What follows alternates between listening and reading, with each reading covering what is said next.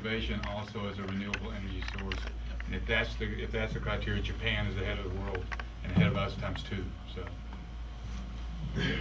Well, Mr. McVeigh was mentioning that the funding is not coming from the government, and we need to find out why that's not coming out. If we've got a long distance to catch up, why are we not putting the funds there to make that happen? And I very much enjoyed each of your talks, and I was wondering, do you have a website that we can look at after this, where we can, study it a bit more? All right. Well, I'll talk about the funding, I guess.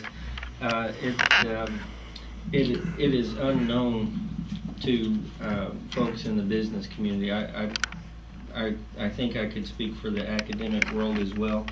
No one understands it. The government allocated billions of dollars for alternative types of energy, ranging from biofuels to wind to solar, many different areas. The projects are mostly approved by the Department of Energy. I have a meeting next week with the Secretary on this matter. So appropriate. I wish this program was 1 week later and I'd have an answer for you. But it's not forthcoming. I think that the effect of that would be that as the companies are dropping off because there's no funding sources, there's no way to survive, that the nation will lose interest in biofuels. Alternative energies as a whole, I think, would also suffer from that, and it would be another many years before we're able to catch back up with that. So it's imperative. The government has a formula that for every $1 billion that they expect to create 43,000 jobs. So far we've lost somewhere in the neighborhood of 40 to 50,000 jobs, according to the Wall Street Journal. That's very disturbing, and we have good momentum. I think there's a lot of good research going on right here in Houston that needs to be cultivated. And our website is Safi Energy. How many of you bought a Prius lately? How many have invested in an ethanol company lately? Our government, what we've done for 30 years, short-term incentives that are taken away. So everybody in the ethanol business right now is waiting with bated breath for the government to give them a subsidy for this year. And if they don't, they'll disappear. If you wanted to buy a Prius, you got the hybrid cars, you got up to each manufacturer had a certain number. And once they sold that many, the subsidy went away for the consumer who thought he or she might like to have a hybrid car. It's just, I think we might be the worst government on earth at that, because we're the most short-term, we elect most often, just really no long-term energy policy that you can, other than fossil fuels are fine, leave them alone for about 70 or 80 years, a policy that maybe some tax advantages to oil and but policy more or less say we don't have to worry about it.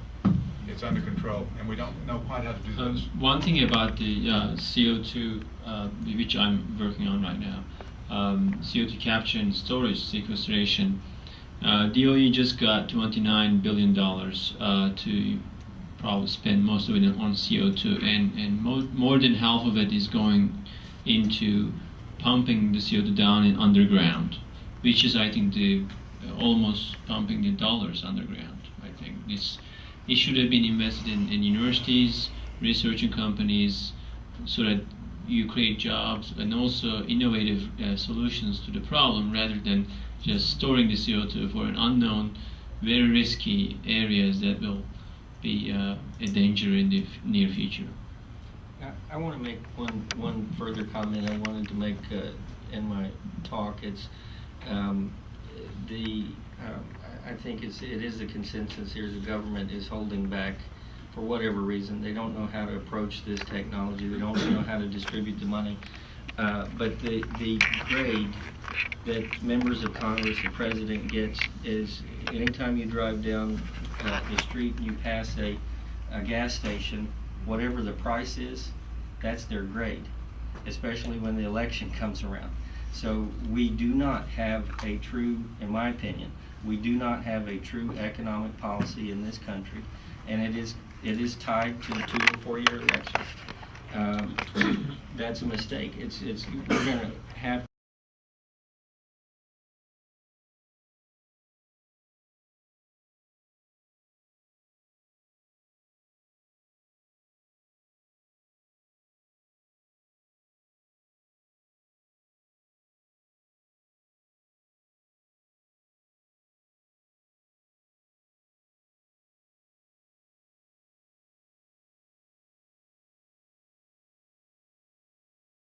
handle nuclear waste, and we don't in the United States. Did I hear that right? No, actually, I was talking about nuclear energy because U.S. heavily relies on fossil fuels for generating electricity. The 50% of the electricity comes from coal burning in U.S. Okay, but what happens to the nuclear waste? Well, that's a problem as well. But I believe that's the short-term solution. At least there is no carbon dioxide emissions. It's just water. It's like a steam of water, and yes, that's a challenge as well. But I think they see it's a less of a challenge than carbon dioxide. I don't know. Well, I want to add to that. I didn't talk about nuclear waste, and I'm clearly not an expert in nuclear waste. But what I do see is waste is with Yucca Mountain in Nevada. That project was billions of dollars was spent on that project for years to be a waste disposal in the United States, and that was. The oil companies, gas companies, or anyone that had nuclear waste had to pay a toll for that project to be built. Now that's been closed, and that was a political decision to be made, and I think that's had a huge impact on where we're going to go with nuclear energy in the United States. There's nowhere to put it, and billions of dollars were spent and wasted because of a political solution. Up in the back there. The question goes to my friend Jeff. What safety measures and regulations do you propose against the risks and hazards of preparing someone's own medicine in the kitchen by looking at a recipe? Well, that's a great question. Thank you. Well, of course, in this country, we exercise the freedom of religion, freedom of speech, everything, and probably freedom of synthesizing your own drug in your kitchen. So, in that regard, I'm seeing it as more about a policy issue rather than a scientific issue. But and you're absolutely right. That's the reason why I'm not putting my procedure yet to the South Asian countries, because I have one shot only, and I can only convince them once, and I haven't used my bullet yet. So, and that's specifically the reason that I want to be sure about every possible risks that is involved. Although I don't have to. Again, it's up to them to choose. It's the freedom of choice to choose to use it, because otherwise they'll have to pay for it either by their health or by their pocket, right? So it's their choice. But still, as a conscious scientist, and many others would do it the same way too, that you have to eliminate all possible risks before you actually put a procedure in people's hands, and that's exactly what we are doing. Other questions? Well, for the alternative energy sources like wind or offshore waves, I don't know how much extent is gonna go. We are gonna use it. My question is, and I don't know how much of the energy we just take out from winds or compared to the total energy in winds in all over the world. So my question is, you know the butterfly effect. So you are basically actually taking some energy from the nature and using it in another way. So if you somehow it comes like we get energy all from wind or something else, how much do you think it's going to affect the you know, the balance in the nature actually. On the climate change issue, there can be no solution without the United States and China. There can be no world solution. We use oil is a big one. We use twice as much oil as any other country in the world, probably as much as the next three. 20 million barrels a day, a fourth of the world demand. China is far and away the biggest coal user, twice as much as us even, and we're the second. And both those nations are outside the Kyoto Protocol to address global climate change. So without those two nations, there just can't be a solution. Europe can play like it's doing something, and Japan will continue to do what it does because it has to, but there won't be what would look like a global approach to climate change. You else want to address that question? I can say a few words. That was a great talk by a Stanford chemical engineering professor, Channing Robertson. Actually, he teaches an introduction to a chemical engineering course free online. So you can just log on and watch all the great things that he has to offer. And one of the things he addresses is the energy, the clean energy point, where especially wind turbines and also solar cells, the amount of carbon you're producing, you're emitting to produce all that machinery, like the steel, the silicon, everything, is so great that it's almost inefficient to use turbine for at least a decade, because after that it starts being carbon neutral. It's not carbon neutral because when you're putting all those big giant propellers and giant towers of steel, you got to make them in a steel factory. You got to use a lot of coal for each pound of steel, and nobody considers these. And especially ethanol, it's the biggest joke ever. It's the biggest ever joke ever, because you're using up the farmland that's so precious that you grow crops normally to feed people, and you're taking it off to ethanol. And each ethanol gallon, a gallon of ethanol, requires 16 gallons of water.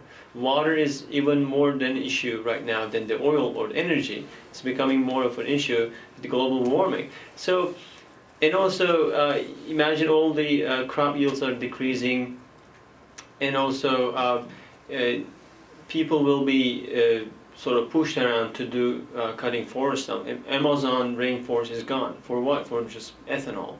And the Brazilian economy, I mean, they're really pushing it to make it in their policies because they want to make use of the ethanol, but it's not a free choice for them. They're mandating it. So when you're looking at alternative energies, you have to take into account everything, including how to get ready to get the energy, what's the efficiency, total efficiency, not just when it's the highest peak. So you have to take into account everything. We have time for one more short question, sir. I'm overwhelmed by all of the statements that you've made here this morning. And I come from Canada, and it distresses me here. I don't come to the U.S. very often, but it's distressed me when I have to throw away these plastic bottles. And I know in Canada, I know it's not universal, but it's certainly people think conservation, they think recycling. And you're also talking about your change of government, which is similar to ours every 4 years approximately, and we live with a minority government in Canada right now as well.